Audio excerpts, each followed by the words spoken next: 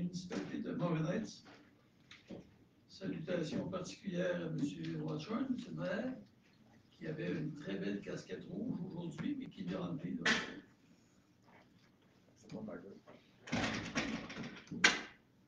Et je suis moi-même le préfet de la MRC des Pays d'en Haut et je suis accompagné de notre directrice générale, Mme Perrier. Je voulais être certaine qu'il s'en rappelle. C'est à la demande de la municipalité de Morin-Heights que nous sommes ici ce soir pour offrir aux citoyens une présentation visant à mieux comprendre les valeurs foncières inscrites au rôle d'évaluation 25, 26, 27. Pour ce faire, la MRC des Pays d'en Haut a mandaté la firme Evinbec, représentée par Robert McCann ici, qui a commencé à travailler pour la MRC avant moi, et qui est directeur des opérations, et David Vincent, un tout nouveau, qui est responsable de l'équilibration. Les objectifs de la rencontre de ce soir sont de vous présenter les conditions du marché, les variations sur certains secteurs, vous expliquer le processus de demande de révision et répondre à vos interrogations. Pour ce faire, nous vous demandons de bien vouloir conserver vos questions pour la fin de la présentation et de demeurer concis. Vous serez alors invité à vous présenter au micro, à vous nommer et à poser votre question.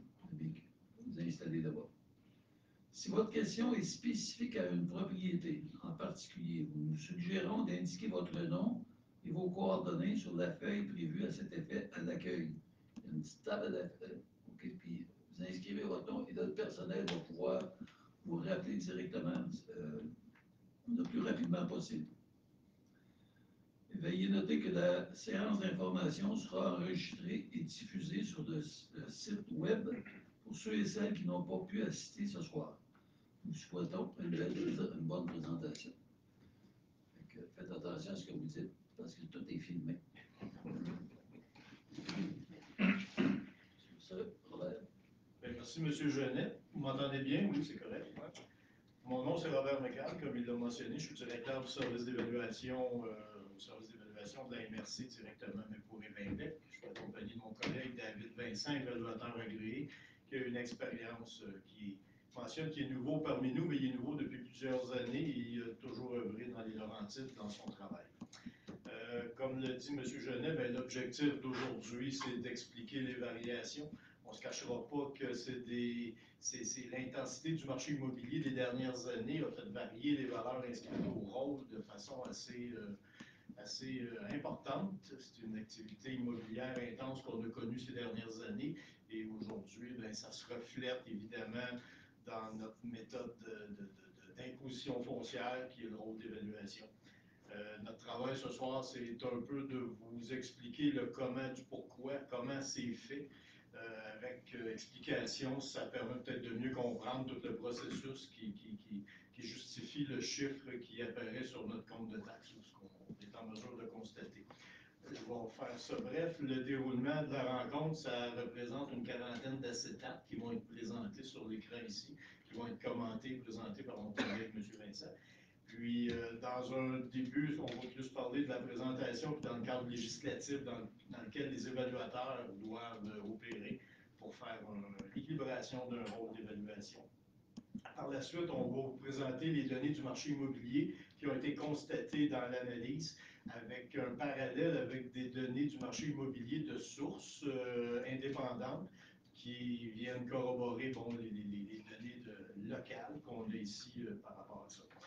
Par la suite, on va vous parler des méthodes utilisées en évaluation. Il y a 3 méthodes. Ce n'est pas un cours en évaluation, c'est strictement pour vous donner un aperçu de ce à quoi l'évaluateur fonctionne, avec quoi il fonctionne. Par la suite, on va vous présenter les résultats directement pour votre municipalité, soit par catégorie d'immeubles, soit par secteur, pour être en mesure de voir un petit peu l'image des variations à l'intérieur de la municipalité.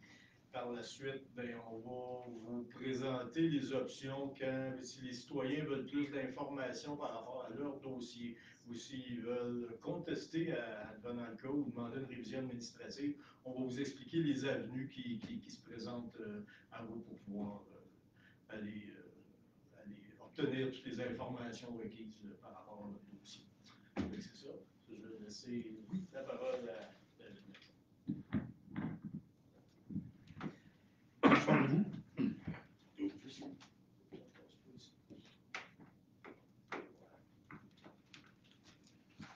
présentation debout, ça va pour mieux vous présenter l'information à l'échelle. Vous m'entendez bien? Peut-être trop loin du micro. En fait, si jamais vous voyez M. McCann qui veut rajouter l'information, parce que souvent il va compléter mes pensées, et je ne l'ai pas vu, faites-moi signe. Parce que je suis voici, justement, l'écran est de l'autre côté, donc on va essayer de se partager l'information. Donc, je commence. Bonsoir, merci d'être venu ce soir, malgré le froid polaire, évidemment, qui est présent pour les 2 prochains jours aussi. Donc, séance d'information sur le nouveau rôle d'évaluation pour la municipalité de Morin Heights. Donc, le rôle d'évaluation qui entre en vigueur, en fait, dès janvier pour 2025, 2026, 2027. Et puis, on va commencer à l'instant. Donc, M. McCann a déjà fait, en fait, les grandes lignes de ce qui sera tout ce soir. Donc, on va évidemment vous informer du nouveau rôle d'évaluation, présenter les conditions de marché aussi, les différents secteurs de municipalité. Évidemment, ce n'est pas tous les secteurs qui varient de la même façon. Il y a des raisons qui expliquent cela aussi. Donc, on va vous les expliquer, on va vous les montrer aussi. Et on va aussi vous expliquer le processus de demande de révision et répondre à vos questions, le plus important. On commence avec qui sommes-nous, parce que les services d'évaluation, c'est une firme en fait privée qui l'effectue pour la MRC des Pays d'en haut. C'est la firme qui est Evinbec, donc qui œuvre à travers le Québec dans différents mandats. Ici, pour les Pays d'en haut, c'est une tâche qui est complète, donc on effectue l'ensemble des rôles d'évaluation tenus à jour, demande de révision, inspection permis, expression d'inventaire, inspection pour les mutations aussi. Donc, si vous avez acheté une maison dernièrement, bien, vous avez soit reçu un formulaire par la poste ou un inspecteur qui est passé pour mettre à jour votre dossier de propriété. Qui est, ce en passant, la matière première pour nos rôles d'évaluation. Donc, évidemment, le contrat pour la MRC des Pays d'en haut, c'est un contrat qui a débuté en 2023 et qui va se terminer en 2028. Donc, c'est un contrat qui est là d'ici 6 ans. Le rôle d'évaluation, c'est quoi? Ça sert à quoi? Qu'est-ce qu'on fait avec? Bien, évidemment, c'est un peu une grande filiale qui contient l'ensemble de vos bâtiments et de vos terrains et toute l'information qui est d'ordre quantitative et qualitative. Ce serait en fait les superficies de votre terrain, le frontage qu'on va retrouver, la topographie de celui-ci. Pour un bâtiment, on va pouvoir retrouver évidemment à ce moment la superficie de celui-ci, le type de bâtiment, les matériaux aussi qui vont composer votre bâtiment. Ça sera tout évidemment contenu dans le rôle d'évaluation et plus spécifiquement dans votre dossier de propriété, qu'on vous présentera aussi tout à l'heure. Le travail se fait aussi, ça pourrait vous dire, de façon évidemment juste et équitable. Ça peut être évidemment assez large, le mot équitable, mais évidemment, la valeur qu'on porte au rôle d'évaluation, c'est une date donnée. Dans le cas présent, votre nouveau rôle d'évaluation, c'est le 1er juillet 2023. Donc, l'ensemble des valeurs que vous avez observées sur vos propriétés ou vos différentes propriétés font toujours référence au 1er juillet 2023. Correction du rôle d'évaluation triennale, donc un rôle 2025, 2026, 2027. On risque de répéter souvent, en fait, ce soir, simplement pour mettre en perspective là, les dates, parce que c'est important. Souvent, on a l'impression que la valeur qu'on voit, c'est la valeur qui s'est faite dernièrement. Mais non, ça fait toujours référence, comme je vous le dis, à une seule date qui est le 1er juillet 2023. Donc, pour la municipalité de Montréal, comme on est une municipalité de moins de 5 000 habitants, c'est une municipalité qui peut se prévaloir en fait d'un rôle de 6 ans à ce moment-là. Ce que ça veut dire en soi, c'est que si votre rôle d'évaluation, il y a 3 ans passés, évidemment, provenait d'équilibration, votre municipalité avait le choix de reconduire ou de poursuivre pour un 3 ans supplémentaire votre rôle d'évaluation. Mais attention, du moment qu'on choisit de reconduire un rôle d'évaluation, il faut néanmoins considérer que si le marché est en forte croissance, bien, il y a un débalancement qui se produit de votre rôle d'évaluation et ça peut créer une plus grande déséquité entre les différents citoyens. À titre d'exemple, vous avez un secteur qui est en croissance parce qu'il y a un plus grand intérêt pour celui-ci. Celui-ci peut voir une progression de 50 à 100 % et un autre, plus défavorisé, bien, même à la limite, une contraction sur le marché. Dans le cas où on choisit de reconduire un rôle pour un 3 ans supplémentaire, mais on va maintenir cette déséquité-là pour un 3 ans supplémentaire. Donc, pour un secteur défavorisé, bien, il va l'être encore plus fiscalement à ce moment-là. Donc, évidemment, les municipalités ont à ce moment une réflexion à faire au moment où le rôle peut être reconduit, à savoir est-ce que le rôle, évidemment, est assez, je dirais, on ne dit pas propre, mais on dit évidemment assez représentatif des conditions de marché pour le reconduire ou non. Votre municipalité a choisi de ne pas le reconduire, c'était une bonne chose aussi, vous allez voir pour quelle raison c'était la bonne chose à faire. L'objectif du rôle d'évaluation, c'est assez simple. Au niveau statistique, c'est d'éliminer le plus possible les écarts entre votre rôle d'évaluation, ou entre les valeurs au rôle d'évaluation et les propriétés transjugées sur le territoire. Donc, ultimement, ce qu'on veut, c'est ramener tout l'inventaire de vos propriétés au marché, donc au 1er juillet, je le répète, 2023. L'encadrement légal, en fait, les rôles d'évaluation, ce qu'il faut comprendre, c'est on ne fait pas ce qu'on veut. Ce n'est pas un buffet ouvert, c'est encadré, d'une part avec la loi sur la sécurité municipale, de l'autre avec les règlements, évidemment, sur le rôle d'évaluation, sur la proportion médiane, le code civil, parce que le droit, évidemment, c'est déjà encadré, la jurisprudence, parce que ça évolue, donc évidemment, ça se clarifie. Les normes de pratique, parce que les notaires agréés au Québec, ils sont régis par l'ordre professionnel, et puis il y a les normes de pratique, et plus précisément au niveau municipal, la norme 20.1, qui encadre vraiment la pratique au niveau municipal. Et en tout dernier lieu, c'est la Bible à travers le Québec, c'est le manuel d'évaluation foncière qui, lui, évidemment, dédicte à l'ensemble du Québec de quelle façon, évidemment, les rôles d'évaluation seront déposés et traités en tenue à jour. Ce que ça veut dire, en fait, c'est que peu importe où vous allez, où vous habitez au Québec, les rôles d'évaluation sont conçus de la même façon. La seule chose qui va différencier une municipalité à travers le Québec et celle de Morin Heights, ce sera les conditions de marché. C'est ce qui va faire la différence entre les deux, mais au niveau de l'encadrement, la méthodologie qui est faite, c'est la même à travers le Québec. Valeur réelle. Évidemment, on fait souvent le lien là, entre la valeur marchande et la valeur réelle, et souvent on entend dire que l'évaluation municipale, c'est pas la vraie valeur. Oui, c'est vrai. Au jour le jour, l'évaluation municipale, c'est pas la vraie valeur. Il y a quand même quelque chose de vrai là-dedans parce que le rôle d'évaluation, comme on vous l'a dit au début, on fait toujours référence à une seule date de marché qui est le 1er juillet 2023. Tandis que la valeur marchande, elle va évoluer au jour le jour, évidemment. Aujourd'hui, la valeur marchande va être très différente de votre valeur au rôle d'évaluation, ce qu'on appelle 1er juillet 2023. Donc, il y a une différence qui va s'installer à travers le temps. Dans 2 ans, même si le marché évolue ou même si le marché se contracte, on va toujours avoir la même date d'évaluation, soit le 1er juillet 2023. Par contre, la valeur marchande, elle risque d'évoluer dans le temps. Le rôle d'évaluateur municipal ou le rôle d'évaluateur agréé à ce moment-là, son travail, c'est de faire, c'est d'agir de façon objective et impartiale. On vous le dit, il est encadré. Il prête serment aussi, d'ailleurs, au moment qu'il prend possession de la signature d'un rôle d'évaluation. Et puis son travail est fait de façon, encore une fois, objective et impartiale. On rentre plus précisément dans vos données de propriété à vous, surtout dans votre secteur ou dans votre municipalité, ce qui a impacté les valeurs que vous avez constatées dans votre nouveau rôle d'évaluation. Je suis certain qu'il n'y a pas grand monde qui voit les données qui sont ici, on a fait des tests, etc., mais on va les vulgariser assez rapidement. Ce qu'on constate ici, c'est l'ensemble des mutations sur votre territoire à vous qui a eu lieu depuis 2020. Donc, au total, en fait, on a eu 1690 transactions sur votre territoire. De ces 1690 transactions, on en a conservé 1368. Donc, près de 81 des propriétés qui ont été transjugées ont servi de matière première à votre rôle d'évaluation. Les ventes qui n'ont pas été retenues, en fait, ce sont des transactions qui sont soit des ventes individuelles, donc on vend en fait un demi de notre propriété. Ça peut être des ventes de liquidation à ce moment-là, des faux de paiement de taxes, des ventes entre parents, ça peut se produire des cessions aussi, on cède une propriété à notre famille.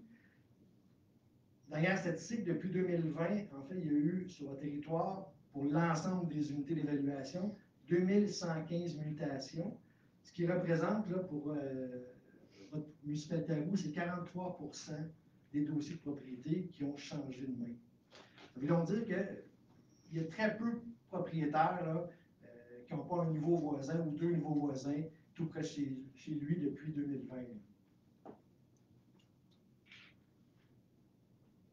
Ça commence à être intéressant. Ça, ici, c'est les données de Morin Heights au niveau de l'évolution du marché entre 2018 et 2023. On prend une grande fenêtre parce que là, c'est plus explicatif à ce moment-là. Il ne faut pas se le cacher, en 2023-2018, il y a quand même un monstre qui s'affiche entre les deux. C'est la pandémie. Mais ce n'est pas tant la pandémie, c'est plutôt l'intérêt des gens pour les pays d'en haut et les Basses-Laurentides. C'est plutôt ça qu'il faut voir. Et entre 2018 et 2019, il Et même jusqu'à 2020, on voit qu'il y a une certaine stabilité de votre marché immobilier. Et c'est vraiment l'effet pandémie ou l'intérêt des gens pour les basses Laurentides qui a créé évidemment la forte variation des prix médians de vos propriétés là, unifamiliales. Donc, si on regarde en 2018 et 2023, on a 67 d'augmentation des prix médians pour les propriétés unifamiliales sur votre territoire. Là, ici, fait intéressant, entre 2022 et 2023, ce qu'on voit ici, là, on voit qu'il y a une petite contraction là, du marché. C'est une bonne nouvelle en soi, on a atteint évidemment un plancher au niveau du plancher. Il ne faut pas le voir là, spécifiquement au niveau d'une contraction, là, mais il faut plutôt le voir comme un plancher au niveau là, du marché immobilier. Rarement, on l'a vu au Québec, là, de fortes contractions là, du marché immobilier. On a quand même des bons systèmes financiers au Canada. Donc, à moins que ce soit des secteurs où c'est plus volatile, de façon générale, le marché immobilier est quand même assez stable. Sauf évidemment le cas exceptionnel, l'effet pandémique. Je poursuis au niveau des terrains vacants, où c'est plus linéaire à ce moment-là, où on voit l'augmentation des prix des terrains qui a varié entre 2018 et 2023 de près de 134 %. Ça reste un prix médian. Il y a des secteurs évidemment qui ont varié beaucoup plus que les 134 % et d'autres qui ont varié beaucoup moins. Là. Donc, il faut le voir évidemment là, assez large. Mais ce qu'on peut constater pour 2023, c'est que le prix médian transigé, on est rendu à 222 500. Ce n'est pas une maison, on a seulement le terrain qui est transigé là, ici. Là. Comparativement là, à 2018-2019, on avait 95 000, 70 000 et même jusqu'à 100 000 pour 2020. Oh, excusez-moi. Prix médian, en fait, pour les propriétés de 2 à 3 logements, là, on rentre la variable, si on veut, là, revenu à ce moment-là, où là, les acquéreurs, de façon plus naturelle, sont moins émotifs dans les acquisitions. Ils vont plutôt regarder à ce moment-là un revenu ou un potentiel de revenu à long terme sur le type d'immeuble qu'ils vont acheter. Mais à tout le moins, si on regarde du 2 à 3 logements versus l'unifamilial, c'est sûr qu'à ce moment-là, les coupes sont très différentes parce que du moment qu'on rentre dans des propriétés à revenu, ben, les gens, ils vont évidemment avoir, si on veut, là, une variable qui est plus, je dirais, là, homogène ou plus grand rayonnement, mais ce sont la capacité à générer des revenus de l'immeuble. Donc, que ce soit à Morin Heights, que je sois à Saint-Sauveur ou à Piémont, mais au final, ce que je veux, c'est mesurer le revenu que je peux aller chercher dans l'immeuble. Conditions du marché, encore une fois, on reste dans les données qui sont d'ordre général, mais qui incluent le Morin Heights, mais là, on est plus dans les pays d'en haut. Donc, au niveau de l'accroissement de la population pour les pays d'en haut de 2016 à 2023, on est à plus de 15,9 % d'accroissement de population pour les pays d'en haut. Si on fait le comparatif là, au Québec, dans la même période, de 2016 à 2021, c'était 4,6 % d'accroissement de la population. Même pour les Laurentides dans son entièreté, c'était 8,8 %. Donc, il faut voir que les pays d'en haut ont été vraiment à ce moment-là là, privilégiés là, par la population. D'éléments importants aussi, depuis 2020, sur notre territoire, il y a 278 nouvelles constructions qui ont lieu de terre. Donc, ça aussi, c'est une très bonne nouvelle. Maintenant, ben, on a vu tantôt l'accroissement de la population, 2016-2023, pour l'ensemble des pays d'en haut. On l'a ici uniquement pour Morin Heights. Pour Morin Heights, on a l'estimation démographique spécifique à Morin Heights. De 2016 à 2022, ce sont des données qui ont été révisées. 2023, il est encore, évidemment, à ce moment-là, provisoire parce qu'il sera révisé d'ici quelques mois. Mais ce qu'on peut constater, si vous avez suivi, là, et même plus encore, la tendance de l'ensemble des pays d'en haut au niveau de l'accroissement de la population. On y va encore un peu plus large, on y va avec les données en fait, de la Chambre immobilière du Grand Montréal, qui lui nous montre les conditions de marché qui étaient présentes au deuxième trimestre 2023, donc date de référence au marché pour votre rôle, 1er juillet 2023. Ce qu'on peut constater, en fait, là, des éléments importants, on voit en fait les flèches qui sont en rouge, on voit évidemment qu'il y a une baisse du nombre de transactions. Ce n'est pas une baisse de vente, mais une baisse du nombre de transactions de 8 %, 16 % pour les condos, 30 % pour les plex. Les prix médians, on voit du 4 %, 3 % de baisse au niveau des prix médians. Par contre, on voit une forte augmentation des propriétés en vigueur à ce moment-là, à 42 et 38 % d'augmentation. Il ne faut pas voir ça évidemment comme une problématique au niveau du marché immobilier ou un un moment où là, le marché là, est instable, on revient plutôt à des tendances qui sont plus normales au niveau du marché immobilier. On a vécu pendant plusieurs mois et plusieurs mois des délais de vente là, de moins de 30 jours. C'est quand même des historiques là, comme données. Maintenant, vous voyez, on se retrouve avec des délais de vente plus normales, mais même encore très, très bas. Là. 52 jours de délai de vente pour un unifamilial, 54 pour un condo, 77 pour un plex, donc un multirésidentiel. En moins de 3 mois, je pouvais le vendre. C'est quand même très, très court là, comme marché. Donc, ça démontre encore une fois qu'il y a encore il y a plus d'acheteurs que de vendeurs présents sur le marché immobilier, malgré l'augmentation, la forte augmentation des inscriptions actuellement. Là, je dis actuellement au deuxième trimestre 2023. On se rappelle parce qu'on veut expliquer le marché du 1er juillet 2023. Encore une fois, au niveau du Québec, il y a beaucoup de données, mais je vous les vulgarise assez rapidement. Ce qu'on voit au deuxième trimestre 2023, on voit les taux hypothécaires en fait en croissance. Donc, on avait le deuxième trimestre 6,49 pour un taux d'intérêt de 5 ans. On avait aussi à ce moment-là, comme un indice intéressant, taux d'occupation au deuxième trimestre 1,7 pour les immeubles locatifs. Encore une fois, 1,7 c'est historique. C'est beaucoup plus bas que la moyenne normale qu'on peut s'attendre pour les taux d'occupation.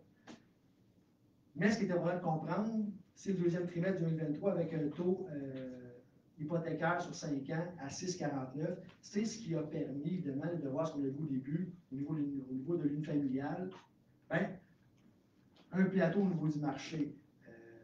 On a observé les taux directeurs, en fait, augmenter pour abaisser l'inflation. L'objectif était évidemment de réduire l'inflation. On a augmenté le taux directeur. Ça avait automatiquement une incidence sur les taux hypothécaires. Donc, évidemment, taux hypothécaire d'augmentation, ça peut créer à ce moment-là un ralentissement au niveau du marché immobilier, ou du moins un acquéreur qui avait l'intérêt d'acheter va peut-être se réviser à ce moment-là au niveau du choix de propriété qu'il va acheter. Dans tout le mois, ce qu'on a observé, c'est des transactions qui étaient beaucoup moins en croissance au niveau de Morehead. Je poursuis maintenant avec les données plus précises là, pour votre région à vous, parce que Morehead, il n'y a pas de données spécifiques à celle-ci. Elle est englobée là, avec Prévost, Saint-Anne-des-Lacs, Piémont, Saint-Sauveur et Saint-Adolphe-d'Auer. Donc, c'est une donnée qui regroupe l'ensemble de ces municipalités et villes-là. Mais de façon générale, on peut voir les mêmes constats à ce moment-là. Au niveau du familial, on voit une augmentation au deuxième trimestre des ventes, encore une fois, de 19 Les inscriptions aussi, 74 d'inscriptions au deuxième trimestre. Prix médian, contraction 5 moyen aussi 3 qui s'installe maintenant un prix médian et moyen entre 550 000 et 589 000 pour les propriétés. Là. Depuis 5 ans, ça donne 98 d'augmentation pour les prix médians, 97 pour les prix moyens. Pour la copropriété, évidemment, c'est pas à mon âge qu'on va avoir en fait là, 1000 portes en copropriété, on est beaucoup plus dans l'unifamilial, donc on va rester dans l'unifamilial. Ce qui est important de constater aussi, c'est de façon générale, plus une valeur en fait, de propriété va augmenter, plus ça sera à l'avantage d'un acheteur, parce qu'il va y avoir moins d'acheteurs présents à ce moment-là. Et là, ce que ça va créer, ça va créer un débalancement au niveau du marché. Et puis l'acheteur, il y aura, je dirais, plus de choix. Là. Depuis la pandémie, ce qu'on a observé, c'est que peu importe la propriété qu'on avait à vendre, donc que ce soit une propriété à 200, 300 ou même 1 million, c'était toujours à l'avantage des vendeurs. C'est-à-dire qu'il y avait toujours beaucoup plus d'acheteurs qui étaient présents que de vendeurs qui voulaient vendre la propriété. Ce qu'on voit maintenant s'installer à partir du deuxième trimestre 2023, c'est un marché qui revient beaucoup plus en équilibre à ce moment-là. Mais on est encore dans les tout débuts d'un marché en équilibre, parce que ce qu'on observe, là, c'est que jusqu'à une fourchette de prix, là, aller jusqu'à 800 000 $, ça reste encore à l'avantage des vendeurs à ce moment-là. Proportion médiane. Là, évidemment, je change complètement de catégorie. On est à l'année du marché. Là, maintenant, on est plutôt dans vos données de rôle d'évaluation pour votre municipalité à vous. Qu'est-ce que c'est la proportion médiane? Si on veut, c'est le regard qu'on peut faire entre vos valeurs à votre rôle d'évaluation et le marché immobilier. Okay? Donc, il y a 3 ans, quand votre rôle d'évaluation a été déposé, Et on a déposé votre rôle, en fait, qu'on dit médiane à 100, ben, c'est que ce sont, en fait, là, les propriétés transjugées comparées à votre rôle d'évaluation, mais nous donnons à ce moment-là une proportion médiane à 100 okay? Un an plus tard, votre rôle d'évaluation, évidemment, a vieilli, le marché a évolué, mais là, évidemment, votre médiane est descendue à 70 donc les valeurs au rôle d'évaluation étaient beaucoup plus basses que les propriétés transjugées. Okay? Si je poursuis pour la dernière année, votre rôle d'évaluation était rendu jusqu'à 58 c'était près de 2 fois la différence là, avec les prix transjugés. Ce que ça veut dire, exemple, une propriété qui était évaluée à 400 000, elle se transjugeait celle-ci à près de 800 000 C'est ce que ça nous donne comme image à ce moment-là, la proportion médiane. À quoi ça peut servir une proportion médiane? Bien, ça peut servir aussi à établir le fameux facteur comparatif.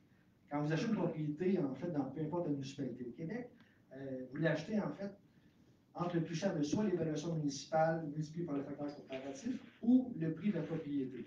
Okay? Si vous avez acheté une propriété en 2024, à ce moment-là, vous avez acheté votre propriété soit parce que votre prix payé était plus élevé que l'évaluation, mais il fallait que ce soit plus élevé que l'évaluation multiplié par le facteur comparatif. Donc, c'est exemple, tout simplement, vous avez une propriété qui est évaluée à 100 000 pour laquelle vous payez 150 000. Mais si on prend la propriété d'évaluation à 100 000, le facteur comparatif avec 58 de proportion médiane, ça nous donne près d'1,75. Donc, ça veut donc dire que l'évaluation fois le facteur comparatif, c'était 175 000. Donc, vous auriez payé néanmoins votre frais de mutation, votre taxe de mutation, taxe de bienvenue, comme on entend souvent, bien, sur la valeur, en fait, municipale.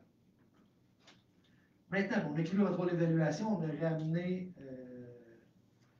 votre valeur, en fait, plutôt votre inventaire au marché, donc à une proportion médiane de 100 Si on avait choisi de ne pas reconduire votre rôle d'évaluation, de ne pas équilibrer votre rôle d'évaluation, vous auriez eu à ce moment-là, en fait, une proportion médiane à 54 qui vous aurait donné un facteur comparatif de près de 2 à ce moment-là pour vos municipalités. Donc, une transaction qui effectue sur votre territoire, bien, va se faire, on l'a dit, la valeur rôle d'évaluation multipliée par le fameux facteur comparatif.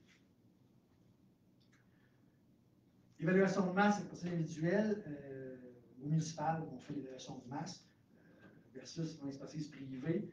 C'est quoi la grande différence? Bien, en expertise privée, le mandat qu'on reçoit quand on évolue en expertise, bien, on reçoit en fait le mandat pour une seule propriété qu'on va comparer avec l'ensemble du marché. Dans le cas d'un rôle d'évaluation, on se doit d'expliquer l'ensemble de l'inventaire à ce moment-là en fonction du marché. Donc, tous les résultats doivent vous amener à ce moment-là à expliquer l'ensemble du marché immobilier. Et c'est ce qui amène à ce moment-là plutôt à rechercher une tendance centrale au niveau des données qu'on va porter au rôle d'évaluation.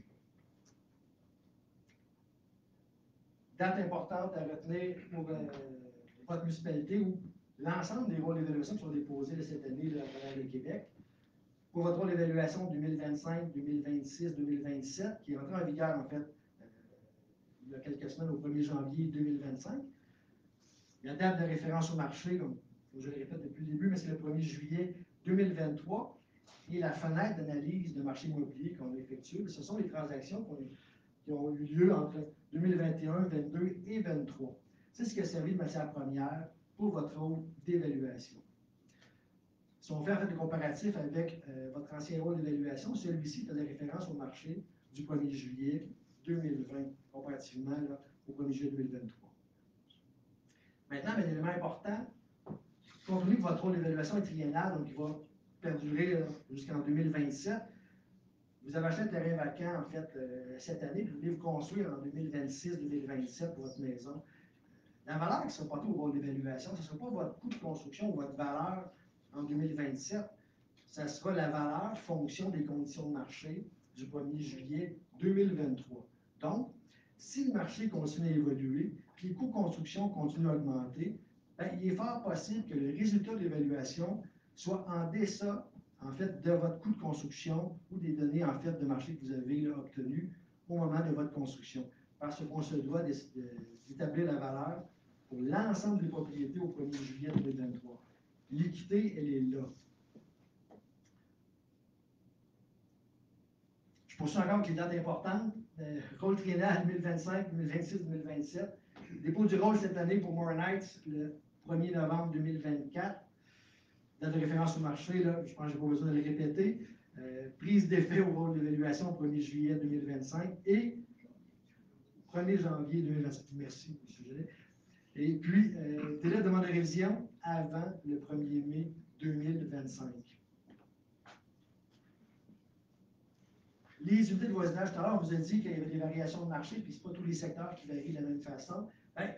Ce qui nous permet de mesurer cette variation ou cet étalement-là, ce sont évidemment là, les unités de voisinage qui nous permettent de circonscrire, si on veut, là, les différents secteurs de votre municipalité en fonction de leur avantage et désavantage. Donc, ça peut être parce qu'il y a un lac, ça peut être parce qu'on a des secteurs qui sont desservis par les services, ça peut être une question de topographie, surtout de zonage aussi, bien évidemment, ça a un très fort impact. Et puis, ultimement, l'intérêt des acquéreurs pour un secteur donné peut permettre de circonscrire un secteur avec un autre à ce moment-là. Tantôt, je parlais du rôle d'évaluation et d'un dossier de propriété. Bon, on a un bel exemple de dossier de propriété ici. C'est une fiche pour une propriété unifamiliale dans laquelle on retrouve tous les données là, qui sont d'ordre quantitative et qualitative. Donc, on a la photo de celle-ci. Il y a plusieurs photos qu'on vient rajouter sur la propriété. Le croquis de la propriété, les données, évidemment, là, au niveau des superficies de celui-ci, et puis tous les relevés intérieurs de ceci, donc le nombre de salles de bain, la qualité des salles de bain aussi qui sont présents, le type de plancher qu'on va retrouver dans la propriété. On peut avoir en fait du plancher de bois franc, mais on va aussi qualifier ce plancher-là. Donc, ça veut dire que votre voisin peut avoir la même maison identique qu'à vous, mais il peut avoir choisi un bois exotique et vous avez choisi un bois d'érable économique. Bien, au final, ça va avoir une incidence sur votre valeur entre les deux propriétés. Comme un acquéreur va évidemment considérer la qualité des matériaux que vous allez installer dans votre propriété. Maintenant, de quelle façon qu'on produit ces valeurs-là que vous retrouvez sur votre rôle d'évaluation? Il y a trois approches qui sont utilisées. Méthode de comparaison, méthode du revenu et méthode du coût. La première méthode de comparaison qui sert en fait là, de base pour l'ensemble des méthodes, ce qu'elle permet, c'est d'établir vraiment la base d'une propriété en la comparant avec des propriétés qui sont similaires à la sienne. Les premiers critères qu'on va considérer souvent en évaluation, ça sera la localisation et la localisation. Ensuite, on pourra à ce moment-là choisir le type de bâtiment, les caractéristiques physiques de celui-ci, la superficie du terrain que vous venez jouer, nombre de salles de bain, nombre de salles d'eau, seront des éléments en fait qu'on va pouvoir venir corriger ou ramener au sujet pour établir la valeur de la propriété par la méthode de comparaison. Méthode du revenu, ça s'applique souvent à des immeubles qui vont générer des revenus, donc ça sera à ce moment d'actualiser un flux monétaire pour la propriété. Donc, évidemment, on peut utiliser la méthode de comparaison pour les immeubles à revenus, mais on va toujours adapter la méthode en fonction de l'intérêt des acheteurs pour une propriété ou de quelle façon les acheteurs, de façon générale, vont acquérir une propriété. Je pourrais prendre évidemment là, un immeuble à 24 logements et faire une méthode de comparaison avec lui-ci qui pourrait évidemment être représentative, mais si 99% des acquéreurs considèrent plutôt le revenu net qu'on peut anticiper, ça sera plutôt là, la méthode à considérer à ce moment-là.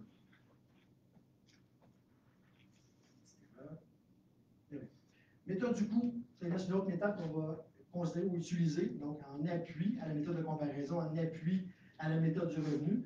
Celle-ci, en fait, c'est fort simple, on va établir la valeur de votre terrain, et puis on va établir le coût de construction de votre propriété, puis on va le déprécier en fonction de sa qualité, sa complexité et de son âge aussi. Et celle-ci sera corroborée par une approche par comparaison à ce moment-là. Maintenant, on arrive à vos données de rôle d'évaluation pour votre municipalité à vous. Ce sont des données qui sont d'ordre général, mais qui vous présentent là, au niveau du secteur imposable, donc en dehors des propriétés en fait qui appartiennent à la municipalité. Ce qui sert en fait de base fiscale pour votre municipalité, c'est les valeurs imposables qu'on y retrouve. Donc, au niveau là, de la variation des évaluations pour la municipalité de Morin Heights, on a une augmentation de 57% des immeubles imposables. Les bâtiments, eux, quant à eux, montent de 36%, mais ce sont les terrains qui ont la plus grande augmentation. C'est 114% d'augmentation au niveau des terrains pour la municipalité de Morin Heights. Au niveau total, à fond, global, ben, c'est 56% d'augmentation. Encore une fois, 113 pour les terrains, 36 pour les bâtiments. Et on a ici non imposable, qui est souvent les immeubles en fait appartenant soit à la municipalité, soit au gouvernement ou à d'autres entités publiques. Et là, c'est les terrains, encore une fois, qui ont une augmentation de 74% et les bâtiments de 7%. Maintenant, ben, quand on voit ces variations, on se dit, est-ce que c'est seulement Morin Heights qui varie dans cette proportion-là? Ben, la réponse, c'est non. Pour l'ensemble des municipalités et villes, je dirais là, dans notre région à nous, ou au nord de Montréal-Laval, mais les variations sont quand même similaires. Là, vous ne les voyez pas, mais je vais vous les donner là, pour l'ensemble. Mais pour Morin Heights, on vous l'a dit, l'augmentation est de 1,65. Là, vous allez voir, c'est différent de ce que je vous dis auparavant. Ce qui est important, c'est que pour avoir un niveau de comparabilité, ben, j'ai pris la même base des rôles d'évaluation pour l'ensemble des municipalités. Là. Mais bref, ce que ça nous donne, c'est que Morin Heights, c'est 65% d'augmentation, Saint-Sauveur, 55%, Piémont, 58%. Lac des Saint-Îles, 84%. C'est des gens, des propriétaires avec des Saint-Îles, mais c'est un rôle qui est reconduit. En plus, c'est un rôle qui est de 6 ans, comparativement aux autres qui ont un rôle de 3 ans. Prévost, qui est juste à côté, 53%. Saint-Colomban aussi, 55%. Si on voit les produits qui sont plus de villégiature, comme ce qui est de Morin Heights, là, on voit des augmentations pour l'Antier, 76, Saint-Agathe-des-Monts, peut-être plus, je dirais, urbanisé, mais 64%. Ivry-sur-le-Lac, 71%. Sur Arundel, 52%, et puis, excusez-moi, pas 52% Arundel, mais 81%. Huberdeau, 72%. Bref, dans l'ensemble des cas, tout le monde varie à plus de 50% au niveau des rôles d'évaluation. Ce n'est pas les VMBEC, ce n'est pas l'Université des Pays d'en haut qui effectue les autres rôles d'évaluation. Ce sont d'autres services d'évaluation qui ont effectué ces rôles d'évaluation aussi. Mais ce qu'on voit dans l'ensemble des cas, ce n'est pas les bâtiments qui observent la plus grande variation, ce sont les terrains. Là. Donc, dans l'ensemble de la région, c'est les terrains qui observent la plus grande augmentation. Maintenant, au niveau des résultats en fait, pour votre municipalité à vous, par, en fait, là, par catégorie d'immeubles, ben, ce qu'on observe pour l'ensemble, comme je l'ai dit tout à l'heure, 57% d'augmentation, mais les condos, on a plus de on a 76 unités d'évaluation de type copropriété sur votre territoire à vous, qui ont une variation de 65%. Les unifamiliales, quant à eux, c'est 52% d'augmentation. Mais ce qui est important de voir, en fait, c'est la valeur moyenne des unifamiliales sur votre territoire qui était en ancien rôle d'évaluation, donc au 1er juillet 2020, à 421 000 et qui augmente maintenant à 640 000 pour les unifamiliales. Pour les 2 à 3 logements, ce qu'on voit à ce moment-là, c'est 459 000 de prix moyen, de valeur moyenne, jusqu'à du 693 000 de valeur moyenne. Donc, 65%, 52%. Donc, c'est quand même assez linéaire là, comme variation là, pour votre municipalité. Le seul élément qui varie un peu moins, bien, il y a une seule observation par contre, là, mais on a une propriété d'usage manufacturière qui, elle, varie là, de 20%. Au niveau du commercial, ça varie de 36%. Ça varie moins que l'ensemble du résidentiel. Et ça, c'est un élément qu'on a observé dans l'ensemble des rôles d'évaluation. Les secteurs commerciaux ont varié en fait en proportion beaucoup moins grande que l'inventaire résidentiel. Terrain vague, évidemment, on l'observe assez rapidement ici, c'est la plus grande augmentation, c'est 111% pour Morin Heights.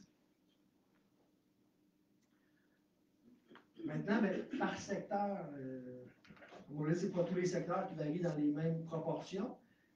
Donc, on a en fait séparé le secteur là, du golfe Balmoral, qui lui, évidemment, avait des prix médians, ou plutôt des prix moyens à 526 000, qui augmente maintenant jusqu'à du 822 000, pour une variation là, de 56%. Secteur aqueduc, 318 000 auparavant à 508 000. Les sans-services, donc tout, en fait, tout ce qui est en dehors du périmètre ou en dehors du centre, on avait en fait une valeur moyenne à 270 000 arrondi. On passe maintenant jusqu'à du 427 000, 428 000. Commercial, évidemment, on a fait mention, mais là, le commercial ici, c'est le commercial mix. Donc, on a évidemment là, englobé, si on prend l'artère principale, bien, évidemment, on a englobé tout ce qui est en usage résidentiel aussi sur la même artère, mais qui avait le même zonage que le commercial à ce moment-là. Et là, ce qu'on observe, ce n'est pas du 36%, mais plutôt du 46% d'augmentation. Mais on passe tout le moins de 360 000 à 524 000. Le riverain pour Moornight, 381 à 575, 51%. Secteur éco-touristique, donc les bâtiments en fait type public, 270 000, on passe à 445 000. Qu'est-ce que c'est les secteurs éco-touristiques publics? Ce sont tous les secteurs en fait là, résidentiels autour des propriétés municipales. Donc, on peut penser au parc des Bouleaux, on peut penser au parc Basler aussi. Donc, ce sont des secteurs attractifs où les gens ont intérêt à vouloir être autour de profiter de ces espaces-là. Ce qu'on voit, c'est qu'il y a une proportion de demande d'augmentation de 64% au niveau du marché immobilier. Le pôle ski, bien évidemment, c'est la station Sommet Moornight. Celle-ci, on voit qu'on avait des prix moyens de 262 000, on est maintenant à 426 000 avec une progression de 63%. Maintenant, mais comment s'image cette variation de marché-là sur votre territoire à vous? Ici, on l'a représenté avec, en fait, un code de couleur. Donc, plus la couleur elle est agressive, donc plus elle est rouge, plus la variation elle est élevée pour un secteur donné. Mais de façon générale, pour votre territoire, je vous dirais que la variation est de l'ordre de 75 à 100% d'augmentation, à l'exception de certains secteurs.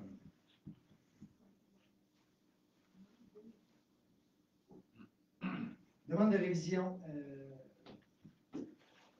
Maintenant, du moment que vous voyez votre valeur au rôle d'évaluation, on se pose la question, est-ce qu'on est bien évalué ou on réagit à ces variations-là? Il y a un processus qui est déjà prévu pour les citoyens, évidemment, qui se verraient lésés par le rôle d'évaluation ou par la valeur qui est au rôle d'évaluation. Au niveau du service qu'on préconise avec vous, de façon générale, c'est, avant même de déposer une demande de révision, communiquez avec nous. Ça va nous faire un plaisir de vous présenter votre dossier de propriété, de vous expliquer les données, en fait, du rôle d'évaluation spécifique à votre propriété à vous. Et par la suite, vous serez peut-être mieux informé à savoir est-ce que je poursuis dans le processus ou l'information, en fait, là, répond là, à mes questions. Maintenant, du moment que vous prenez vraiment le choix de déposer une demande de révision, ce qui est important, c'est de le faire avant le 1er mai 2025.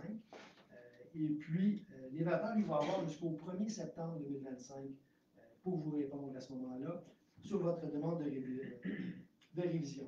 Ce qui est important, évidemment, de déposer avec une demande de révision, je vous dirais, là, je prête ma paroisse, mais un rapport d'évaluation serait ultimement la preuve la plus directe de votre valeur de propriété à vous, mais ça pourrait être, dans le cas d'un terrain, vous avez observé ou vous avez une caractérisation de sol qui démontre qu'il y a un milieu humide sur votre terrain et vous avez constaté que le rôle d'évaluation ne tenait pas compte de cette contrainte hydrique-là qui est présente. Donc, ça peut être une donnée qui peut, à ce moment-là, servir là, pour contester votre rôle d'évaluation. Maintenant, vous avez des photos aussi d'éléments. Vous avez un bâtiment qui s'est détérioré de façon plus rapide. Ni annexer des photos de celui-ci, des données ou des soumissions de travaux exécutés à court terme sur votre propriété, ce seront des éléments qui peuvent servir à corriger la valeur au rôle d'évaluation. Maintenant, l'évaluateur, ce qu'il va faire, lui, il va établir, ou plutôt il va analyser votre demande de révision en fonction des éléments qui seront déposés. Donc, si vous déposez une demande de révision en disant la valeur n'est pas bonne, l'évaluateur lui prend la demande de révision, puis le motif et le moyen de preuve, c'est la valeur n'est pas bonne. C'est sûr que, disons, il manque un peu de viande autour de l'offre pour défendre son point. Ce qu'il faut comprendre, c'est que l'évaluateur, lui, il a fait son travail, la valeur est au rôle, elle est déposée, il l'a fait de façon objective et impartiale. On peut être en désaccord, et ça, c'est déjà prévu.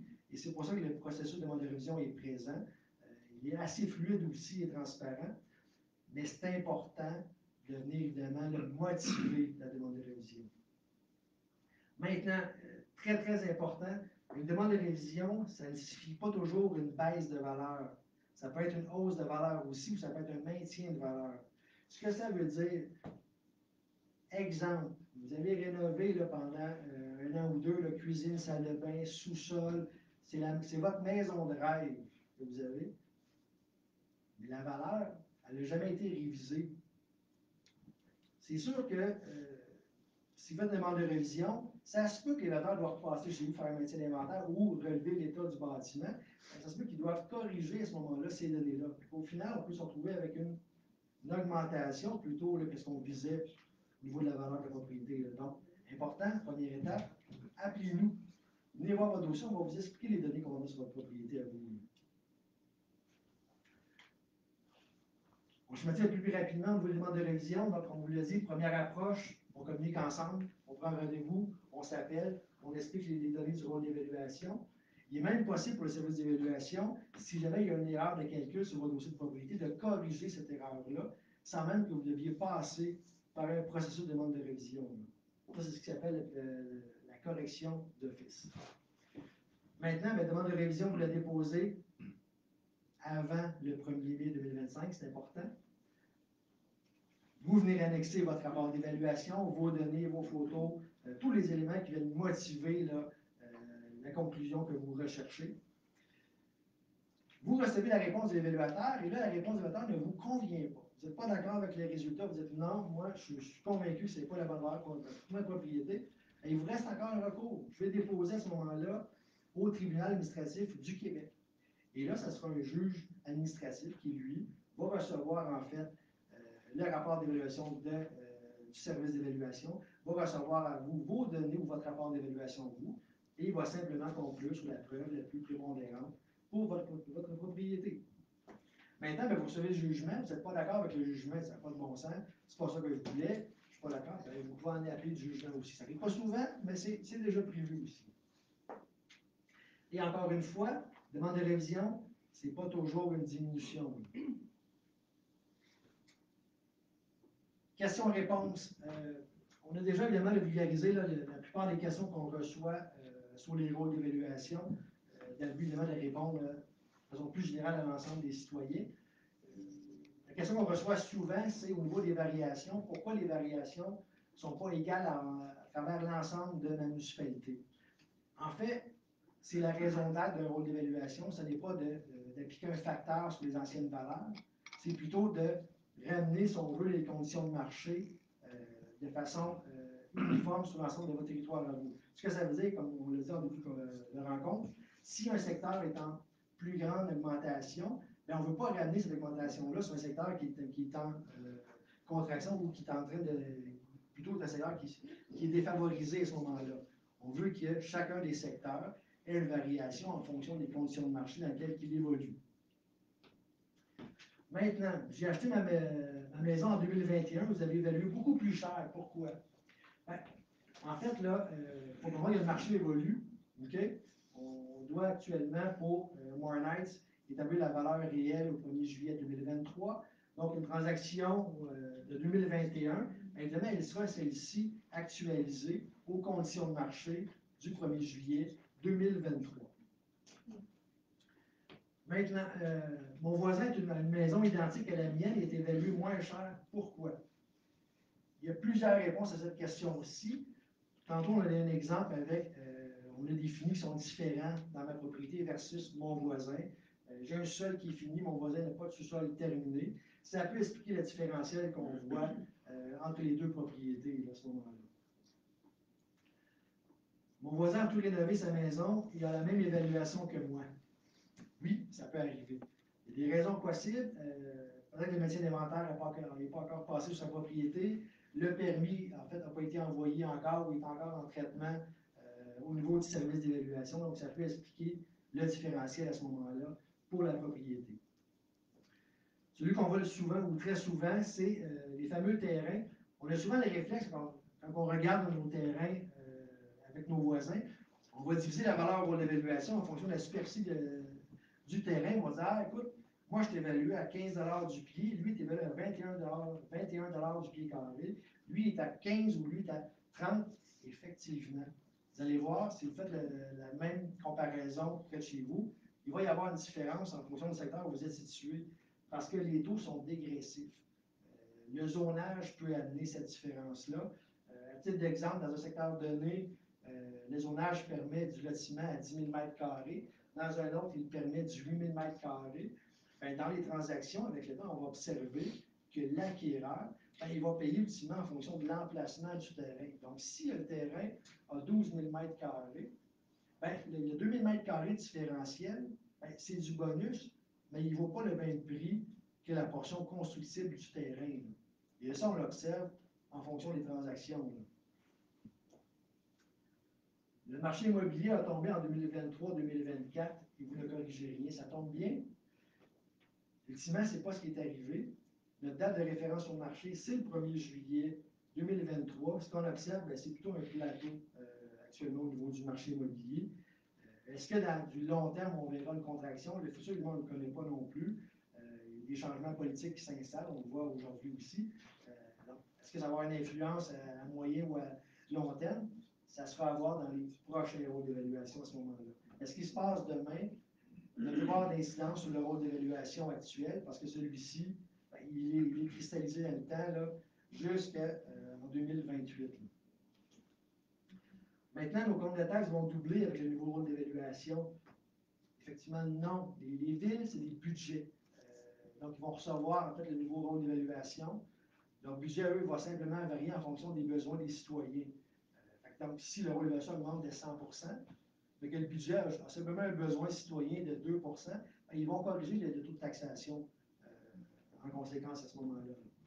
Donc, ce n'est pas relié là, directement avec la nouvelle évaluation votre compte de taxe. Par contre, ça c'est important, comme votre municipalité ne varie pas dans les mêmes proportions dans un secteur ou à l'autre, ben, il est possible qu'un citoyen reçoive un fardeau fiscal plus élevé qu'un autre citoyen, ou même qu'un citoyen ait un compte de taxe qui baisse à ce moment-là, parce que dans son secteur à lui, ben, la variation de marché elle est beaucoup moins grande que dans un autre secteur. Vous allez beaucoup l'observer pour des propriétés qui sont transigées, ou plutôt qui sont évaluées là, en deçà du 600 000. Ce sont ceux-là qui ont eu la plus grande augmentation au niveau du marché immobilier. Maintenant, l'évaluation municipale est toujours plus basse que la valeur marchande. Quand le marché est dans la forte progression, la réponse est oui, effectivement, parce que le marché, lui, évolue toujours et pour l'évaluation, il est fixe pour les 3 années durant.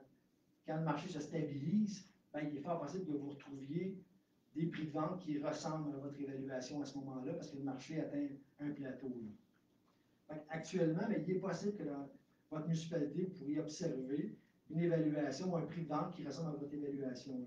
Mais de façon générale, on l'observe encore, même dans Morin Heights, une progression au niveau du marché immobilier. C'est l'heure de vos questions. Merci de votre temps et votre patience. Ça peut être long comme explication pour votre niveau d'évaluation. Je vais tenter de répondre à l'ensemble des questions qu'on reçoit de façon plus générale. Mais là, c'est vos questions à vous, vos besoins à vous. On est ici pour répondre à toutes vos questions, soit M. Mécan ou moi-même. Donc, Sylvain va se présenter au Lutrin, ou même... oui. Dans quel cas il y aurait une correction d'office? Quel exemple il y aurait d'une correction d'office? Oui. Dans les cas d'une correction d'office, ça porte bien le nom, c'est que c'est une correction. Ce n'est pas une opinion sur la valeur, ce n'est pas une opinion sur une appréciation de votre propriété ou du bâtiment. C'est vraiment une correction. Il s'est mal calculé, il y a eu une erreur dans l'inscription. On a, pour toutes sortes de raisons, on avait un sous-sol fini, mais il n'y a plus de sous-sol ou il n'y a jamais eu de sous-sol fini pour toutes sortes de raisons. C'est une correction. À ce moment-là, on intervient de cette façon-là, tout simplement. Mais ce n'est pas une opinion de valeur. On ne refait pas la valeur sous le principe d'une correction d'office. C'est ça que la loi prévoit, justement, pour exempter le citoyen d'être obligé de passer par un processus administratif laborieux. Parce que, donc, il y a des coûts associés à une correction. Si ce n'est pas une correction d'office, il n'y a pas de coût. Il n'y a pas de coût. Mais si c'est une demande de révision, il y a des coûts. Exactement. Il y a des coûts, puis les coûts, c'est en fonction d'une fourchette de valeur. C'est entre 0 et 500 000, je pense, 80 et quelques dollars. Entre 500 et 2 millions, c'est 375 ou 80 dollars, et ainsi de suite, jusqu'il y a 4 fourchettes de prix. Mais est-ce que le citoyen n'est pas pénalisé d'une certaine façon s'il paye 300 quelques dollars pour faire une demande, puis qu'effectivement, il y a une demande, il y a une révision qui est faite à la baisse? Donc, dans le fond, c'est parce que là, l'évaluation, en guillemets, avait été pas correcte, sur la valeur de la propriété, mais le citoyen paye quand même sa demande de révision. Oui, mais je vais vous mettre au fait, c'est que je pense qu'il y a 2 MRC au Québec, ou à peu près, là, qui ont voté ça il y a plusieurs années. C'est que le citoyen qui dépose une demande de révision, qui reçoit la réponse de l'évaluateur après révision, puis il y a une variation dans la réponse de plus de 5 de la valeur qui est inscrite au rôle, la MRC, sur demande du citoyen, a une période, je pense que c'est 90 jours suivant la réponse de l'évaluateur entériné, la proposition, il rembourse le montant qui a été déboursé. Le montant qui est appliqué, c'est pour justement considérer le sérieux d'une demande et pour être en mesure de pouvoir. Ça, est-ce que ça s'applique à tous les MRC? Ou... Il y a 2 MRC au Québec qui font ça, dont la route. C'est ça. Puis là, pour en revenir, vous avez dit, bon, l'évaluation est mal faite. Je veux juste faire une nuance, c'est qu'il y a des faits, parce que les rôles d'évaluation, bon, comme il a mentionné, le marché évolue, c'est le reflet du marché, ça augmente de plus en plus. Il y a des valeurs qui étaient dans les rôles antérieurs, mais que le marché étant relativement bas, n'avait pas trop d'incidence. Mais quand tu possèdes un terrain en milieu humide qui est évalué à 15 000 ça ne te dérangeait pas trop. Tu dis, bon, c'est 15 000. Mais que le 15 000 est rendu à 80 000, tu dis, oh, l'incidence sur mes taxes, même avec un taux de taxe, je suis peut-être mieux là, de contester. Et à ce moment-là, c'est des éléments qui n'ont jamais été portés à notre attention. Donc, on n'a pas cette donnée-là au dossier. Donc, on ne peut pas donner suite de façon systématique si on ne l'a pas. Ça fait qu'une fois que c'est porté à notre attention, après ça, ça va continuer d'un rôle d'évaluation à l'autre. Parce que c'est un fait qui est physique, qui est là, qui est présent. Okay. Merci. Pas d'autres questions? Il y avait une des diapos. Voulez-vous aller au micro en arrière? Parce qu'il Il n'y a pas de micro. Ah, le micro, il est là. Ah, mais non, reste. La caméra. C'est ça, je disais, il y a peut-être un micro intégré à la caméra. Ça va. Vous montriez dans une des diapos les différents secteurs. Il y avait le secteur pôle golf, aqueduc, etc.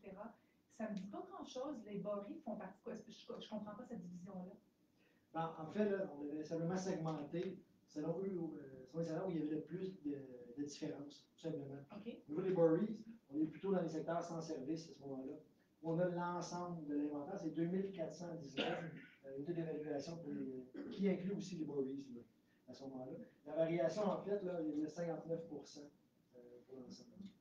OK. Puis l'information concrète qui s'applique à ma maison, où est-ce que je la trouve? Vous la consultez sur le site de la municipalité, sur le site de la MRC des Pays d'en haut, même aussi sur l'application Géocentralis, où il y a avoir la carte pour pouvoir en fait, choisir où trouver votre propriété à vous. Là, vous verrez à ce moment-là la valeur antérieure et la nouvelle valeur de votre propriété, la ligne de construction, la superficie ou l'air aux étages de votre propriété, mais surtout la valeur qui sera présente. Les données de votre dossier de propriété, vous ne pouvez pas venir les consulter au service d'évaluation directement, parce que comme c'est des données qui sont confidentielles, elles ne sont pas publiées. Donc, vous pouvez les consulter, mais votre voisin peut venir consulter votre dossier à vous. OK. Vous avez juste à communiquer avec la MRC des Pays d'en haut pour ça. Puis pour vous faciliter la vie, sur la table à l'entrée, il y a 2 piles de feuilles avec des crayons. Il y a des cases, vous mettez votre nom, numéro de téléphone, l'adresse de votre propriété, pour vous rappeler dans les jours qui viennent, on va sortir votre dossier, on va le regarder, puis on répondra à votre question. Puis si ça peut générer pour vous, à vouloir le voir, bien là, à ce moment-là, vous inviter à venir directement au bureau de la MRC pour consulter. OK, très bien. Et donc, c'est possible que la Ville décide de diminuer le taux de taxation pour ne pas qu'on se retrouve avec un compte de taxes qui a doublé. C'est plus que possible, c'est déjà fait. C'est déjà fait? Oui. OK, merci. En fait, la ville, elle est quand même limitée. Là. Comme les variations ne sont pas uniformes sur votre territoire à vous, elle est quand même bien liée avec le nouveau rôle d'évaluation. Elle peut modifier le taux de taxation, mais il y a des citoyens qui vont augmenter pareil. Et c'est pas parce que la ville voulait augmenter des citoyens ou en favoriser d'autres, c'est simplement que la variation n'est pas homogène sur votre territoire à vous.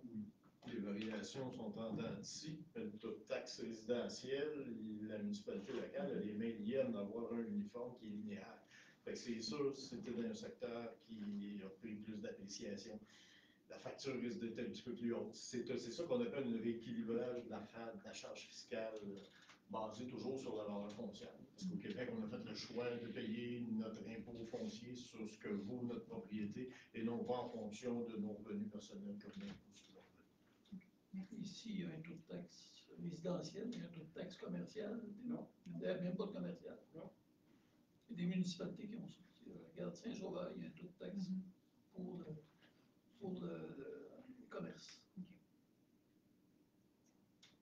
Pourquoi le terrain a augmenté plus que les bâtisses? C'est une excellente question. Les terrains ont augmenté beaucoup plus que les bâtiments, simplement parce que les acquéreurs ont payé des prix très élevés, en fait, pour les terrains vacants. Ce qu'il faut comprendre, c'est qu'au début de la pandémie, les gens n'achetaient pas les terrains vacants, achetaient les bâtiments. Donc, ils voulaient sortir des grands centres, donc ils achetaient tout ce qui était construit. En deuxième vague, ce qu'on a observé, c'est que les gens, ce n'est pas les bâtis qui achetaient, c'est les terrains vacants qui se construisaient par la suite. Là. Ça, c'est spéculation, n'est-ce pas? Bien, la spéculation, c'est avant d'acheter. Du moment que c'est acheté, on est dans le concret à ce moment-là. Là. Il faut comprendre que l'ensemble des terrains qui étaient disponibles sur le marché, bon, ils ont trouvé preneur dans le sens où il n'y avait plus de propriété, il n'y avait plus d'inventaire bâti qui était disponible sur le marché rendu à la fin de 2021. Ça fait que c'est là que les terrains sont devenus d'intérêt pour les acheteurs et c'est là qu'on a connu le boom de construction qui s'est produit justement et la hausse du prix des matériaux de façon faramineuse et tout ce qui s'ensuit. Le marché, ce sera toujours l'offre et la demande, plus que de demande, moins que d'offre, plus que les demandes. Je pense que la présentation est dure à voir. Est-ce que la présentation va être disponible pour tout le monde après la séance? Oui. Elle sera disponible en format PDF. Là. Comme ça, madame, vous n'êtes pas obligé d'aller regarder en avant. La présentation va être sur le site web de la ville, aussitôt qu'on va l'avoir de la MRC. Dès demain, elle va être rendue disponible. Parfait. Donc, en matière résidentielle, si je comprends bien, outre le secteur Balmoral, vous évaluez tout le reste, tous les secteurs résidentiels, disons, Sunset, Voorhees, n'importe quel, en fonction que ça a du service ou que ça n'a pas de service, et tout ça est dans un pot, tout englobé l'un dans l'autre, ou vous faites une petite différence entre Voorhees, entre un Sunset, entre je ne sais pas trop où, c'est différent quand même. Oui, votre question est très bonne. Effectivement, ça peut laisser penser qu'on a seulement 5 secteurs pour un être.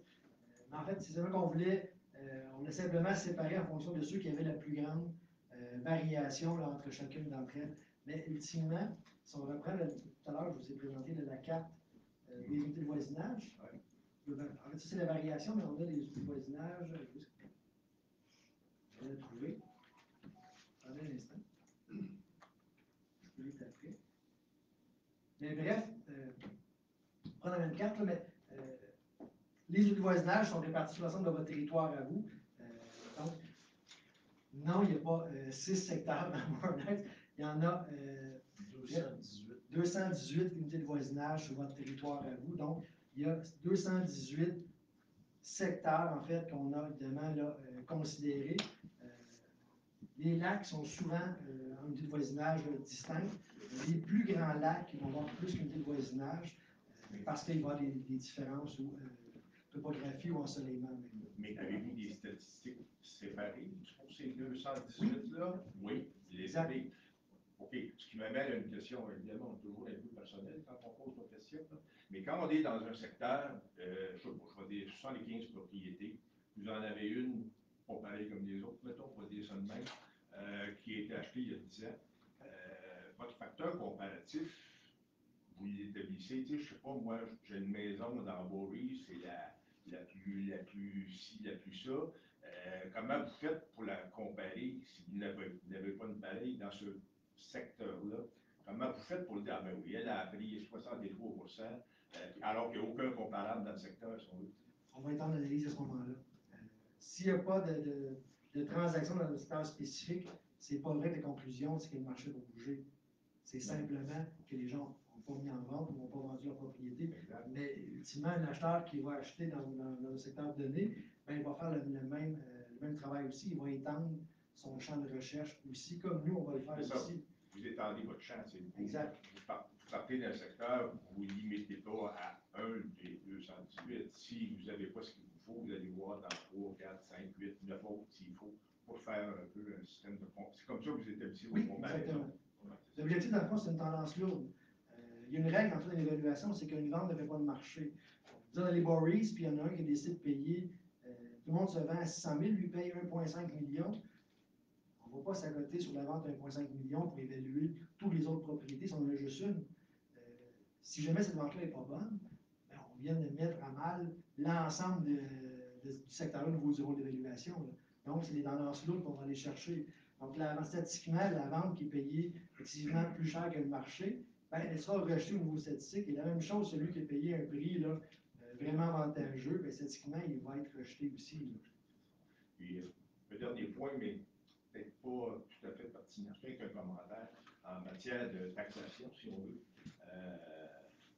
Mon expérience de vie, si on veut, c'est vrai que la première année, les taxes n'augmentent pas, mais c'est pas vrai que pendant 3 ans, ils n'augmentent pas, puis qu'ils finissent pas finalement par être pas mal plus cher. C'est sûr que la première année, puis il y a des raisons, c'est bien expliqué, les budgets sont de 2, de 8, de 12, de 14%, peu importe, mais ce que j'ai vu, moi, par expérience de ma vie, quand il y a un changement de rôle d'évaluation, que les valeurs augmentent considérablement, tôt ou tard, pas la première année, mais tôt ou tard avant, ici à la 3e, il y a toujours quelque chose. Peut-être pas à Montréal, mais ailleurs, oui. Alors, il y a peut-être une explication que je déborde un petit peu en dehors du champ, mais là, comme on a pu voir tout à l'heure, je vais faire un petit parallèle avec ce qu'on a vu, le résidentiel augmente beaucoup plus que le commercial. Pourquoi? Parce que pendant la pandémie, les gens ont voulu sortir de la région plus densément peuplée pour s'en venir en région moins densément peuplée pour pouvoir avoir de la verdure, avoir son espace de vie. Ça a amené le résidentiel. Le monde n'a pas vendu leur commerce en ville pour venir s'acheter un commerce ici. Ça fait qu'à ce moment-là, il y a des nouveaux résidents qui sont arrivés. Énormément de nouveaux résidents dans la région. Les nouveaux résidents qui sont venus s'établir ces 2-3 dernières années, eux autres vont créer une pression sur le commercial pour obtenir des commerces de proximité. Ça va venir dans un prochain rôle d'évaluation. C'est par expérience, on est en mesure de le voir. Il y a un bon résidentiel, après ça, il y a un bon commercial. Mais pour en venir avec votre commentaire, c'est que cette pression-là qui va se faire vers les commerces de proximité, qui va avoir une nouvelle pharmacie, une nouvelle marché d'alimentation, ainsi de suite, se fait aussi sentir au niveau municipal. Besoin d'une bibliothèque, tu as besoin d'une nouvelle école, tu as besoin de... Il y a beaucoup de nouvelles familles qui sont venues s'établir. On a souvent dit que la moyenne d'âge était très élevée, mais avec la pandémie et avec le filage Internet haute vitesse sur l'ensemble du territoire, bien, ça a fait en sorte que c'est devenu de beaucoup d'intérêt avec le télétravail pour les jeunes familles sur place. Mais c'est évident que ces besoins-là d'avoir des services municipaux, avoir plus de loisirs, avoir tout ça, bien évidemment, ça vient influer un budget municipal. Il y a toujours une progression qui va toujours se faire. Puis c'est bon signe dans un certain sens. Je comprends bien vos explications. C'est juste un commentaire. Ouais, mais c'est un commentaire d'expérience. Okay. qui était pertinent. Ça fait le tour des questions. Does anybody need any explanations in English? Parce que, somebody didn't understand something in English would like us to translate. I would like to ask a question. Sure, go ahead. You discussed the value of increasing buildings, and there's more services for the people, but you don't take into account the negative impacts that happen, increased traffic, increased noise, increased pollution. You don't take that into account at all. That's not how the role works. I know, but it should be included. Because the evaluation rule is based on sales. Right? So they take sales that are done in similar units and they do the evaluation based on sales. So if people feel that there's too much noise or too many people, technically your value should go down, but that's not what we're seeing. Right? It's bien répondu. Oui. And what about land? Yeah. I understand that land is more valuable, Yes. apparently. What about land that absolutely cannot be developed, either because the regulations don't have a proper road, Right. or because it's very steep and incredibly rocky? Okay. You know, I mean, you'd need air. The evaluation should be very low Should be. on a property It like that. was, went up 100%. Well, if that's the case, and there's like I was saying before, if there's actual physical things that they don't know about, you have to go to It was them. appealed and denied. Okay? I'm not an evaluator, I can't answer that question. All I'm saying is what they said is if there's actual physical things like wetlands or steep places or constraints that make it almost impossible to build on the land, then that should be taken into consideration in the evaluation. Okay, I will, I'm doing this for the Lake Ann class. Also, I missed how much it costs to ask for a reevaluation. $80. If your property is up to a certain value, I think it's up to 500,000, between 500,000 and 2 million is $320. And if, in the end, your evaluation is modified by more than 5%, they reimburse you the amount that you paid to get it reevaluated. And we're only, there's 2 MRCs in Quebec that give you your money back. One is MRC du Pays d'en Haut, and André, l'autre c'est Claude MRC. Anyways, there's only 2 MRCs in Quebec that give you your money back. One is ours. What was the first figure you said, $80? $80 for 0 to 500,000 in evaluation. D'ailleurs, c'est indiqué sur le compte de taxe. Le compte de taxe, il sort sur l'avis d'évaluation, le montant requis pour si la personne veut demander une révision administrative, il est indiqué. Okay, so it's on your tax account, so you're gonna get the amount. So what really matters is how much your tax is going to. Yes, absolutely. Yeah, The what's the tax, answer? the tax in Warren Heights, we took the average valuation, which is 56%. Okay, that's what our total roll is going up. We lowered our rate by 56% and added 1.8. So your taxes this year are going up by 1.8%. All else equal. Right. Yes. So this is just allocation. That's right. So what they were saying before, and what's interesting, je vais le dire en français, ça aussi. Je vais le faire en anglais, puis après ça, je vais le faire en français. What we're stuck with is we have to go with an average. So if the average valuation is raised 56%, anybody that's property value went more than 56% is going to get a hike in taxes. Anybody that's below is going to get less, is going to get a lowering in taxes. Anybody that's exactly on the average, you're going to get 1.8% in tax. Donc, ce que je disais en anglais, nous autres, municipalités, on n'est jamais avec la moyenne. Puis on a un taux de taxation qu'on peut mettre pour le résidentiel. Ici, à Morlaix, on a pris cette décision-là. Donc, si une propriété est augmentée d'une moyenne de 56%, bien, normalement, vous allez avoir une augmentation de taxe de 1,8 parce qu'on a pris le taux original qu'on avait l'année passée, on a baissé de 56 et on l'a augmenté de 1,8. Fait que l'augmentation de taxe de 1,8 pour une propriété qui a augmenté de 56 est de 1,8. Si vous êtes en haut de la moyenne, moi, je ne peux pas contrôler ça. Moi, je ne peux pas contrôler ça. Donc, malheureusement, vous allez avoir une grosse augmentation de taxes. Ceux que l'évaluation a baissé moins que 56 vous allez avoir une baisse de taxes. Ceux qui sont égales à 56, vous avez une augmentation de 1 point. C'est pas mal ça. Puis souvent, ce qu'on a vu, c'est que les propriétés qui étaient beaucoup sous-évaluées dans les dernières années, c'est surtout les petites propriétés. Les propriétés qui valaient entre 200 et 300 000, c'est là qu'on voit les grosses augmentations. En tout cas, ce que nous autres, on constate sur les rôles à date, là, puis vous me direz si je me trompe, mais Michel, c'est qu'on a vu. Hein? Fait que les gens qui avaient des petites propriétés, ils ont des grosses augmentations de valeur, mais c'est quand même quelqu'un qui a une augmentation, mettons, de 200 000 à 350, ça fait une grosse marge. Mais peut-être qu'à 200 000, là, vous n'aurez pas vendu votre propriété. Fait que c'est ça qu'il faut tenir en compte. Et généralement, ceux qui ont eu des baisses de taxes, ils ne viennent pas se plaindre. Non. On a poursuivi nos comptes encore. Ah non, mais c'est publié. Mais c'est publié. Juste à titre informatif, je m'excuse, je n'ai pas demandé tantôt, mais donc l'effet pandémique, là, depuis ce rôle-ci qui est 56, et le dernier, ça fait comme 85-90%. C'est pas les 2 rôles additionnés. Là. Les 2 derniers rôles, on est presque à 85% d'augmentation. Vous êtes près de 80%. Ouais, c'est ça. Mais vous prenez de la valeur. C'est comme la couleur des cheveux. C'est comme la couleur des cheveux.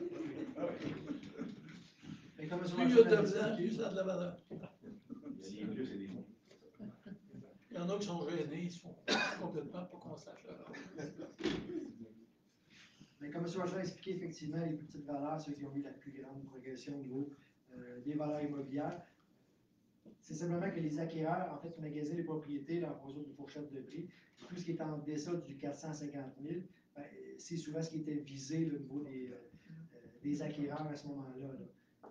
Si vous faites une recherche aujourd'hui, propriété en vente en dessous du 450 000, vous allez voir, c'est assez rare là, actuellement. Là. Je vois même des terrains plutôt dans ces ranges-là actuellement, là, qui sont mis en marché. Maintenant, ben, le rôle d'évaluation, comme je l'ai dit, ce n'est pas un facteur qu'on applique. Hein. On rééquilibre le marché immobilier, donc on rééquilibre votre rôle d'évaluation en fonction là, des nouvelles conditions de marché. Là. Donc oui, il y a des secteurs qui ont augmenté plus, d'autres qui ont augmenté moins. Et puis, on peut voir à ce moment-là que c'est inéquitable, mais c'est tout l'inverse. C'est une équité, en fait, en fonction d'une date de référence. Et c'est ça que les législateurs voulaient avec les rôles d'évaluation, c'est établir l'équité, en fait, si on veut, là, des propriétés à une date de référence, donc tout le monde sur la même base d'évaluation, fonction de la même condition de marché. Maintenant, ben, les propriétés ne varient pas dans la même proportion, bien évidemment. Puis ce qui peut expliquer ça, si tu me permets de rajouter, c'est que les rôles d'évaluation, c'est fait à partir des transactions, comme il a mentionné, mais c'est la première fois, avec l'intensité du marché de la pandémie, quand on a vu qu'il y a à peu près 43% des unités d'évaluation dans les 4 ou 5 dernières années qui ont changé de main, l'intensité du marché immobilier a fait en sorte qu'on a eu des transactions dans toutes les zones de la municipalité, des endroits qui avaient peut-être des zones grises, c'est-à-dire qu'il y avait très peu d'activité immobilière. Il y en a eu dans tous les secteurs et ça a permis de visualiser l'intérêt pour tous les secteurs et d'établir les valeurs en équité d'un secteur à l'autre plutôt que de se retrouver dans un secteur où il n'y a pas de mise en marché, il n'y a jamais de transaction. Quand il y avait des mises en marché, ils ne trouvaient pas preneur et ainsi de suite. Tu ne peux pas faire autrement que de dire, ben, y a-tu quelque chose dans ce coin-là? Mais avec la pandémie, ça nous a donné une image du marché, un reflet du marché, avec les ventes dans tous les secteurs, ce qui a permis justement de rétablir des nouvelles bases. C'est ce qui fait qu'il y a peut-être des secteurs qui demandent plus que d'autres.